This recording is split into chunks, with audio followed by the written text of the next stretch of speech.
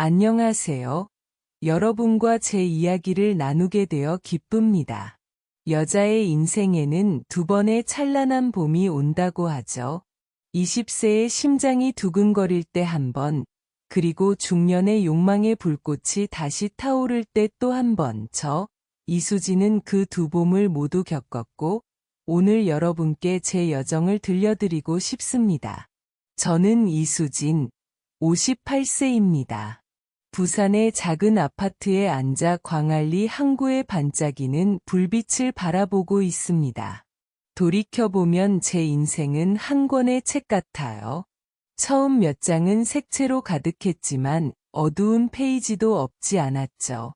1988년 22세였던 저는 서울 홍익대학교에서 패션 디자인을 전공했어요. 한복을 현대적으로 재해석한 스케치를 그리며 국제 런웨이에 설 꿈을 꾸었죠. 그 시절은 열정으로 가득했고 밤늦게까지 그림을 그리며 미래를 상상하던 눈빛은 반짝였어요. 그러다 그를 만났어요. 강민재. 군복무를 마치고 복학한 학생이었죠. 키 크고 부드러운 미소와 낮은 목소리로 제 마음을 흔들었어요. 홍대 근처 작은 카페에서 데이트하며 저는 제 꿈을 이야기했고 그는 군대 시절을 들려줬어요. 한강변에서 손을 잡고 보낸 저녁. 세상이 전부 우리 것 같았죠. 하지만 몇 달 뒤, 저는 임신 사실을 알게 됐어요. 모든 게 무너지는 기분이었죠. 디자이너의 꿈이 이제 막 시작됐는데 혼란 속에서 어찌할 바를 몰랐어요. 경주 근처 작은 마을에 사는 부모님은 그 소식을 듣고 거에 미칠 듯이 화냈어요. 혼전 임신은 그들에게 용납할 수 없는 일이었고 가문의 수치였죠. 당장 민재와 결혼하라고 강요했어요. 어머니가 울며 제가 집안을 망신시켰다고 말하던 모습이 아직도 기억나요. 원치 않았지만 사방의 압력에 선택지가 없었죠. 대학을 중퇴하고 꿈을 낡은 나무 상자에 담아 부산으로 민재를 따라갔어요. 결혼식은 해변 근처 식당에서 소박하게 치러졌고 몇몇 친척만 참석했어요. 대여한 웨딩드레스를 입고 카메라 앞에서 웃었지만 제 마음은 납덩이처럼 무거웠어요. 결혼 초기에는 작은 기쁨이 있었어요. 민재와 광안리 해변을 걸으며 아이스크림을 먹고 아이들의 미래를 이야기한 찬다. 지훈이 태어나고 2년 뒤 혜린이가 생기자 저는 온 힘을 다해 아이들을 키웠어요. 하지만 점차 책임의 소용돌이에 휩싸였죠. 밤늦게 아이를 달래고 밥을 차리고 시댁의 까다로운 요구를 충족해야 했어요. 시어머니는 좋은 아내는 가정을 최우선으로 해야 한다고 늘 강조했어요. 제 디자인 스케치는 옷장 구석에서 잊혀졌고 저는 더 이상 예전의 수진이 아닌 것 같았어요. 날마다 상실감이 점점 커졌어요. 화려한 런웨이를 꿈꿨지만 이제는 바쁜 엄마이자 책임을 다하려는 아내일 뿐이었죠. 민재가 조선소 일로 늦게 귀가할 때 저는 홀로 거실에 앉아 까만 바다를 바라보며 생각했어요. 이게 내가 원하던 삶일까? 하지만 지훈과 혜린을 위해 슬픔을 숨기고 가족 밥상을 차리며 웃으려 했었어요. 지훈과 혜린이 제 두 아이가 서울로 대학을 가기 위해 집을 떠나자 부산의 집은 이상하리만치 조용해졌어요. 이수지는 당시 45세였고 이름 붙일 수 없는 공허함을 느끼기 시작했죠. 남편 민재는 조선소 엔지니어 일로 점점 바빠졌어요. 그는 늦게 귀가해 저에게 고개만 까딱하고는 서재로 들어갔어요. 가족의 저녁 식사는 이제 저와 텅 빈 식탁뿐이었고 광안리 바다에서 들려오는 파도 소리는 제 외로움을 상기시켰어요. 어느 아침 욕실 거울 앞에 서서 눈가의 주름과 희끗한 백발 몇 가닥을 발견했어요. 제 몸은 더 이상 예전처럼 탄탄하지 않았고 피부는 탄력을 잃어가고 있었죠. 얼굴을 만지며 낯선 사람을 보는 듯한 기분이 들었어요. 이게 나야. 라고 스스로에게 물었죠. 하지만 슬픔 대신 이상한 열망이 솟아났어요. 엄마나 아내로만 사는 삶이 아닌 나 자신을 되찾고 싶다는 갈망이었죠. 어느 날 옷장을 정리하다 낡은 나무 상자를 찾았어요. 젊은 시절의 디자인 스케치가 담겨 있었죠. 한복을 현대적으로 재해석한 선, 색상과 소재에 대한 꼼꼼한 메모는 저를 홍익대 시절로 데려갔어요. 그때 저는 런웨이를 꿈꿨어요. 바닥에 주저앉아 손을 떨며 한 장씩 넘겼죠. 눈물이 흘렀지만 후회 때문이 아니라 너무 오랫동안 꿈을 잊고 살았다는 깨달음 때문이었어요.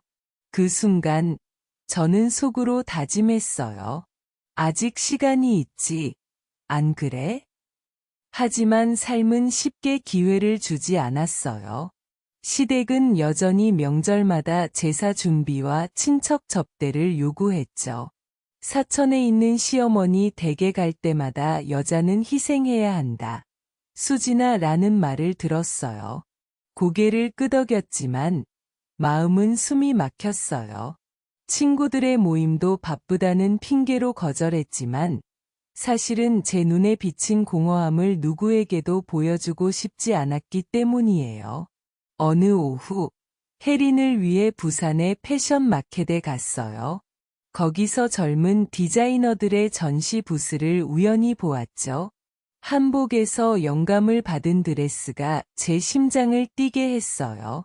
젊은이들이 꿈에 대해 활기차게 이야기하는 모습을 보며 멈춰 섰어요. 그 순간 가슴 속에서 작은 불꽃이 피어올랐어요. 아이들만을 위해 사는 게 아니라 나 자신을 위해 다시 살고 싶었어요. 예전의 수진을 되찾겠다고 다짐했죠. 2012년 여름 어느 저녁, 이수진은 거울 앞에 서서 처음으로 입어본 빨간 드레스를 입었어요. 대학 시절 친구 미연이 부산 서면의 나이트클럽에 가자고 전화했죠. 수진아, 한 번이라도 너를 위해 살아봐. 그녀는 흥분된 목소리로 말했어요. 45세의 제가 그런 곳에 어울릴까 망설였지만 마음 깊은 곳에서 패션마켓에서 느꼈던 작은 불꽃이 여전히 타오르며 저를 안전지대 밖으로 밀어냈어요. 나이트클럽 문 앞에 서니 심장이 쿵쾅거렸어요.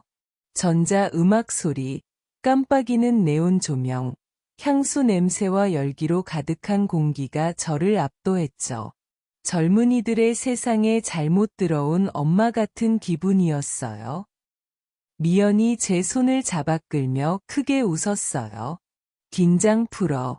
수진아. 오늘 너는 여왕이야. 마지못해 따라 들어갔고 하이힐 때문에 어색했어요. 하지만 댄스 플로어에 들어서자 주변 사람들의 시선이 놀라웠어요. 그들은 저를 엄마나 아내로 보지 않고 생기 넘치는 여성이자 이수진으로 바라봤어요. 30대 초반으로 보이는 젊은 남자가 다가와 춤을 청했어요. 그는 웃으며 말했죠. 누나, 진짜 예쁘세요. 얼굴이 화끈거려 거절하려 했지만 미연이 저를 밀어냈어요. 음악이 울리자 저는 리듬에 몸을 맡겼어요. 수년 만에 처음으로 자유를 느꼈어요. 지훈과 혜린의 바쁜 엄마도 민재의 아내도 아닌 그냥 수진이었죠. 살아있고 사랑받고 주목받고 싶어하는 여성이었어요. 몇 곡을 춘 뒤 자리에 앉았지만 심장은 여전히 쿵쾅거렸어요. 젊은 친구들이 다가와 누나 에너지 짱이에요. 라며 말을 걸었죠. 그 말은 저를 깨우는 약 같았어요. 나 자신으로 존재하는 느낌을 잊고 살았다는 걸 깨달았죠. 나이트클럽의 흐릿한 조명 속에서 20세의 수진이 보였어요. 런웨이를 꿈꾸고 한강변에서 환히 웃던 그 소녀요. 저는 속으로 다짐했어요. 나 아직 살아있어. 나를 위해 살고 싶어. 그날 밤 집에 돌아와 잠을 이룰 수 없었어요. 거울 앞에 서서 빨간 드레스와 제 미소를 봤죠. 수년 만에 처음으로 제가 아름답다고 느꼈어요. 외모 때문이 아니라 책임이라는 보이지 않는 우리에서 벗어나는 용기를 냈기 때문이에요. 나이트클럽은 단순한 유흥 장소가 아니었어요. 잊혀졌던 이수진, 그 여성을 되찾는 문이었죠. 서면에서의 밤들은 제 마음에 새 문을 열어줬어요. 광안대교 근처의 작은 바, 희미한 황금빛 조명 아래에서 민호를 만났죠.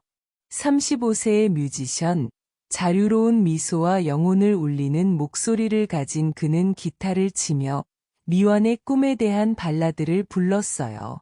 저를 보며 누나 때문에 전 온전히 살고 싶어요 라고 했을 때 심장이 다시 젊어지는 듯 했어요. 우리는 이기대 공원 콘서트부터 해운대 바닷가에서 보내는 밤까지 이팅 꿈을 나누며 자주 만났어요.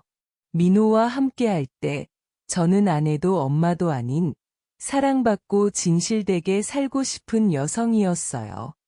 하지만 집에서는 모든 게 점점 숨 막혔어요. 남편 민재는 조선소 일에만 몰두했고 저녁 준비됐어? 같은 질문 외에는 저와 대화하지 않았어요.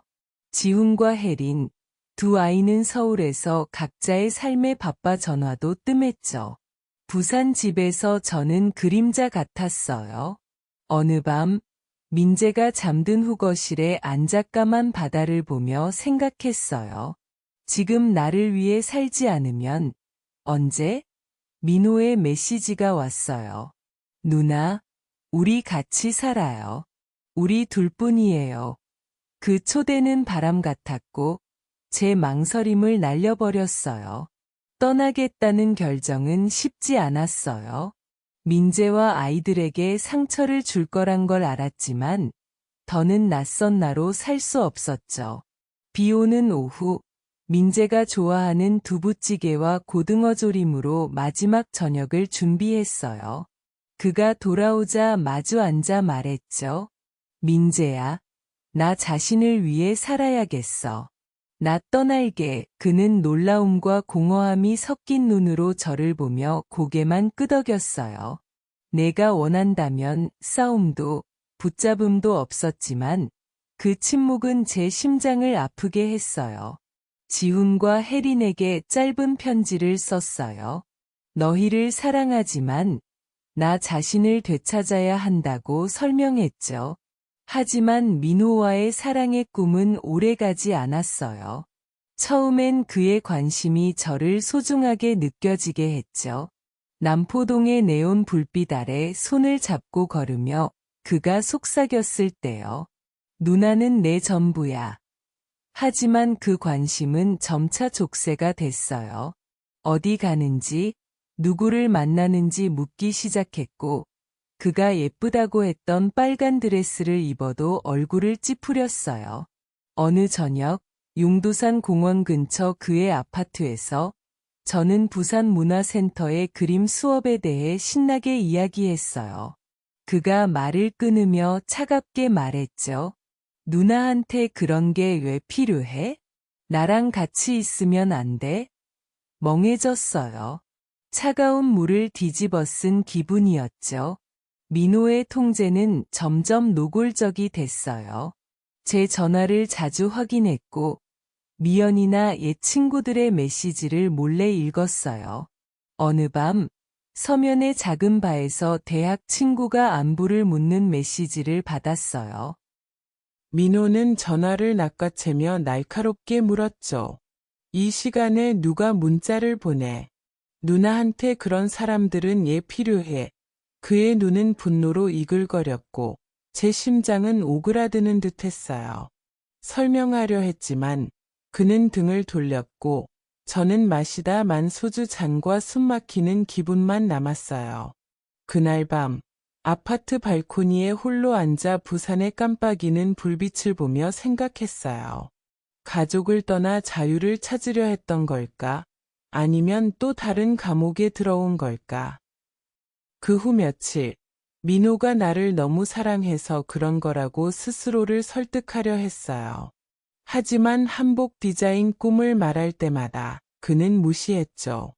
누나, 터무니없는 꿈 꾸지 말고 나랑 여기 있어. 그 말은 칼처럼 가슴을 찔렀어요.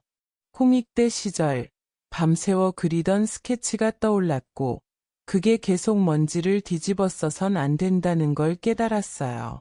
어느 아침, 민호가 공연하러 나간 사이, 오래된 스케치 노트를 펼쳤어요. 부산의 바다 물결에서 영감을 받아 새 한복에 선을 그었죠. 그 순간, 떠나야 한다는 걸 알았어요. 결혼을 떠나 나를 찾으려 했지만, 민호와 함께한 건 사랑으로 칠해진 또 다른 우리뿐이었어요. 민호를 떠나겠다는 결정은 쉽지 않았어요. 그의 기타 연주와 미소, 달빛 아래 함께 노래하던 밤들이 아직 생생했죠. 하지만 나 자신을 또 포기할 순 없었어요. 어느 밤, 그에게 쪽지를 썼어요. 민호야, 날 다시 살게 해줘서 고마워. 하지만 나 자신을 위해 살아야 해. 쪽지를 테이블에 두고 스케치 노트와 작은 여행 가방을 챙겨 부산을 떠났어요. 인천으로 가는 버스 창밖을 보며 멀어지는 불빛들을 봤어요. 가벼운 슬픔이 밀려왔지만 희망이 뒤섞여 있었죠. 잊혔던 이수진, 이제 자신에게 진실하게 살 준비가 된 그 여성을 찾으러 가는 길이었어요. 인천에서 저는 새로운 나를 찾았어요. 매일 아침 소래포구 바닷가를 걸으며 파도 소리와 짠내음을 느끼곤 살아있음을 실감했죠. 송도의 작은 아파트는 이제 제 감정의 솔직한 공간이 됐어요. 일하는 패션 부티크에서 한복에서 영감을 받은 옷을 현대적으로 조합해보기 시작했어요. 손님들이 칭찬했고, 수년 만에 처음으로 저는 단순한 직원이 아니라 창작자라는 느낌을 받았어요. 인천문화센터에서 디자인 수업에 등록했어요. 처음 그린 선들은 어설펐지만 한복의 각선은 젊은 시절의 꿈을 되찾는 발걸음이었죠. 어느 날 서울에서 일했던 디자이너 박 선생님이 제 스케치를 보며 말했어요. 재능도 있지만 더 중요한 건 영혼이 담겨 있어요. 그 말은 제게 불을 붙였죠. 더 열심히 했고 3개월 후 센터에서 작은 전시회를 열어 5개의 현대적 한복 디자인을 선보였어요. 손님들 사이에 서서 바다 물결 문양과 비단의 조화를 칭찬하는 말을 들으며 미소 지었어요. 칭찬 때문이 아니라 제가 진정 원하는 열정을 살고 있다는 걸 알았기 때문이에요. 하지만 모두가 저를 응원한 건 아니었어요. 부티크 동료 몇몇은 수군댔죠. 이 나이에 연애하고 꿈꾸다니 좀 이상해. 그 말을 들었지만 상처받기보단 미소를 택했어요. 부산에서 시어머니나 이웃의 시선에 위축되던 날들을 떠올렸죠. 이제 58세인 저는 더 이상 판단을 두려워하지 않아요. 주름과 백발이 담긴 제 몸을 사랑하는 법을 배웠어요. 그건 제 여정을 새긴 지도 같았죠. 어느 저녁, 여의도의 작은 카페에서 42세 사진작가 재훈을 만났어요. 그는 부드러운 미소와 제 말을 귀 기울여 듣는 태도를 가졌죠. 우리는 월미 공원을 걷거나 바다 위 석양을 함께 찍으며 자주 만났어요. 재훈은 저를 통제하려 하지 않았어요. 오히려 제 그림을 응원했고 한복 디자인을 찍어 소셜미디어에 올리자고 했죠. 그와 함께하며 자유를 느꼈어요. 그가 자유를 준 게 아니라 제가 나 자신에게 진실되게 살기로 선택했기 때문이에요. 이제 제 아파트 거울 앞에 서면 지훈과 혜린의 엄마, 민재의 전 아내가 아닌 열정과 감정으로 사는 여성이 보여요. 다른 여성들에게 말하고 싶어요. 나이와 상관없이 당신은 꽃 피울 권리가 있고 사랑할 권리가 있으며 자신을 위해 살 권리가 있어요. 제 여정은 완벽하지 않지만 제 것이에요. 그리고 그 길을 걸어온 것에 자부심을 느껴요. 58세의 송도의 작은 아파트에 서서 저는 제 여정을 감사히 돌아봅니다. 부산에서 책임에 얽매였던 날들부터 인천에서 나를 되찾은 순간들까지 고통스럽거나 기뻤던 모든 발걸음이 저의 일부였어요. 40세를 넘기면 여자는 가족과 아이들, 남들의 시선을 위해 살아야 한다고 생각했죠. 하지만 이제 알았어요. 우리는 인생의 어느 계절에나 꽃 피울 권리가 있고, 사랑하고, 꿈꾸고, 자신에게 진실될 권리가 있어요. 어느 오후, 인천문화센터에서 여성들을 위한 워크숍에 초대받아 제 이야기를 나누었어요. 군중 앞에 서서 판단의 시선을 두려워하던 날들, 먼지 쌓인 한복 스케치, 그리고 가족과 민호, 그리고 제 두려움이라는 우리를 벗어나려 했던 용기를 말했죠. 나 자신을 위해 살기에 너무 늦은 때는 없어요 라고 말했을 때 여성들의 눈빛이 반짝였어요. 나이든 한 여성이 강연 후 제 손을 잡고 속삭였죠. 고마워요. 나도 다시 시작할 수 있을 것 같아요. 그 순간 제 이야기가 나만의 것이 아님을 알았어요. 인천의 창작 커뮤니티와도 연결되기 시작했어요. 지역 예술가 그룹에 합류해 월미공원에서 소규모 전시회를 열었죠. 인천의 바다 물결에서 영감을 받은 한복 디자인을 전시했을 때 한 젊은 여성이 다가와 물었어요. 이 나이에 어떻게 꿈을 쫓을 수 있죠? 미소 지으며 답했어요. 열정엔 나이가 없고 매일이 진실되게 살 기회니까요. 그녀가 고개를 끄덕였고 그녀 눈에서 몇 년 전 서면에서 빨간 드레스를 입고 거울 앞에 섰던 제 모습을 떠올리게 하는 빛을 보았어요. 사진작가 재훈과의 관계는 여전히 제 삶의 달콤한 부분이에요. 우리는 서두르지 않고 거창한 약속으로 서로를 묶지 않아요. 그가 제가 그림을 그리거나 전시회에서 사람들 사이에 서 있는 모습을 찍으며 말했죠. 수진 누나, 진짜 자신으로 사는 모습이 좋아요. 재훈과 함께라면 다른 누군가가 될 필요가 없었어요. 주름, 꿈, 그리고 과거의 상처까지 그냥 나로 충분했죠.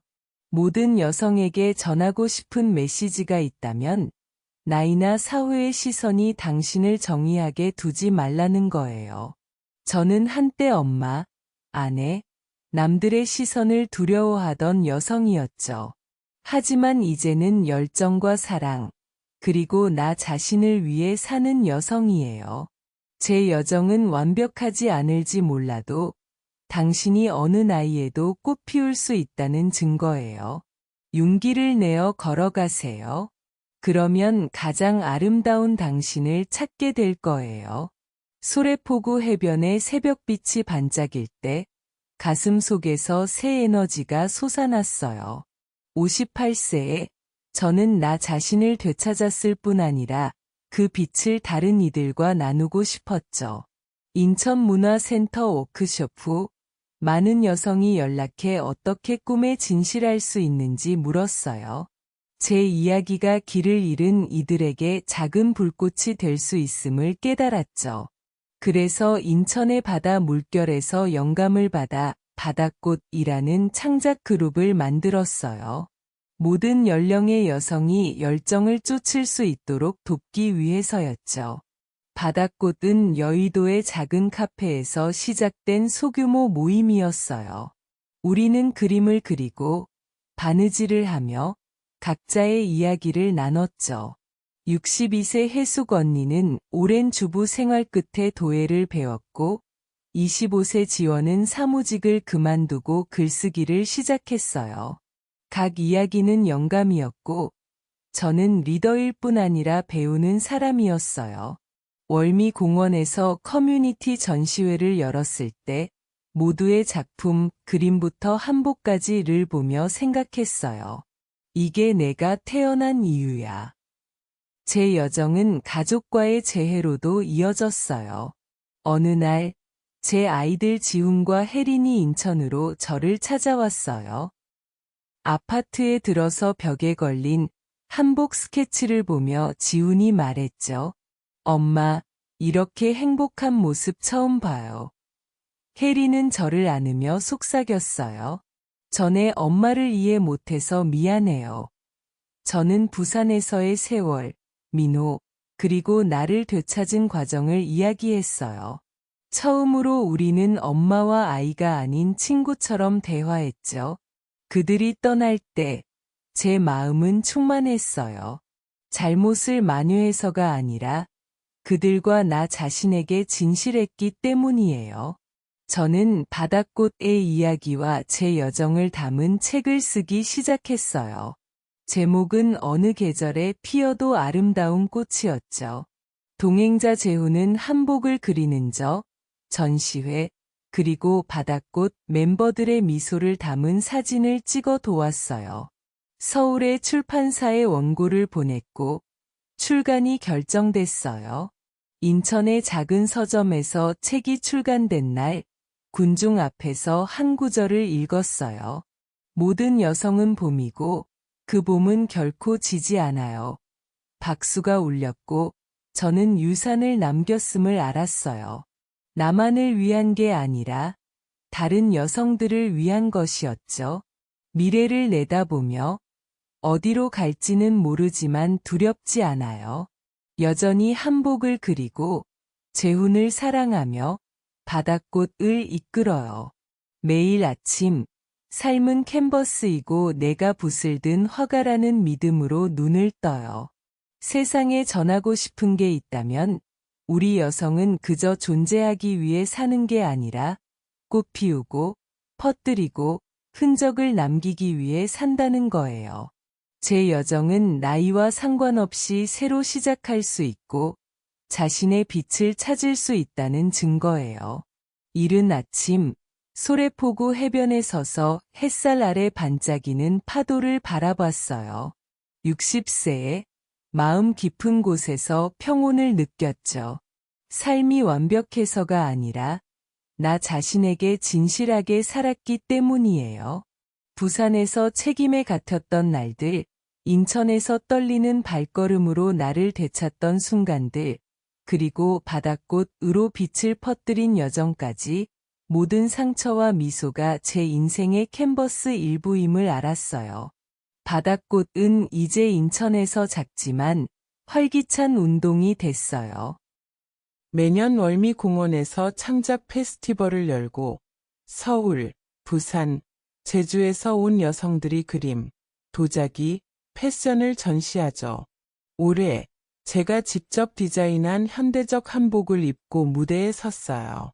바다 물결과 달빛 문양이 담긴 옷이었죠.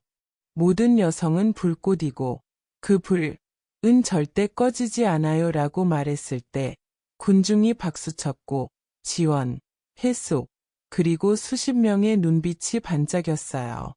그 순간 제 유산이 한복 스케치뿐 아니라 그들의 마음에 집힌 불꽃임을 알았어요.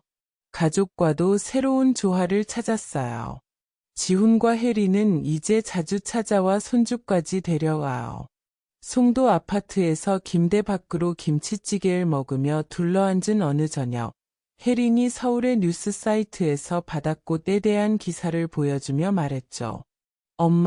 엄마는 많은 사람의 삶을 바꿨어요. 저도 포함이요. 지훈도 고개를 끄덕이며 엄마가 포기하지 않아서 자랑스러워요. 아이들 손을 잡았고 눈물이 고였지만 마음은 충만했어요. 과거를 되돌리려 한 게 아니라 아이들과 손주들에게 자신을 사랑하는 용기를 보여주고 싶었을 뿐이에요. 재훈은 여전히 부드러운 동행자예요. 그는 페스티벌을 찍고 바닷꽃 사진을 찍어 모아 수진, 누나의 빛은 영원해요 라고 새긴 액자를 선물했어요. 우리는 인천미술박물관에서 그의 사진과 제 한복을 결합한 사진과 패션 전시회를 준비하고 있어요. 재훈과 함께한 건 사랑뿐 아니라 동반자였어요. 그는 꿈과 상처, 그리고 끊임없이 뛰는 심장을 가진 나를 있는 그대로 봐준 사람이죠. 소래포구 해변에 황혼이 질 때 새 한복 스케치를 들고 있었어요. 진흙 속에서 피어나는 연꽃 문양을 그렸죠. 홍익대 시절, 부산의 밤들, 그리고 인천의 아침들을 떠올렸어요. 제 인생은 긴 여정이었지만 후회는 없어요. 꽃 피웠고 퍼뜨렸으며 이제 제 빛이 영원히 타오를 거예요. 세상의 마지막 메시지를 남기고 싶어요. 우리 여성은 영원한 불꽃이에요. 온몸으로 타오르세요. 그러면 하늘까지 밝히게 될 거예요. 이 이야기를 함께 해줘서 고마워요. 이 이야기가 당신의 마음에 닿아 저처럼 삶의 소중한 순간들을 더 깊이 감사하게 만들었기를 바랍니다. 공감했다면 구독 버튼을 누르고 좋아요를 눌러 사랑하는 사람들과 이 이야기를 공유해주세요. 댓글로 당신의 느낌이나 당신만의 이야기를 남겨준다면 정말 기쁠 거예요. 다음 이야기에서 다시 만나요. 함께 삶의 마법 같은 순간들을 탐험해 봅시다.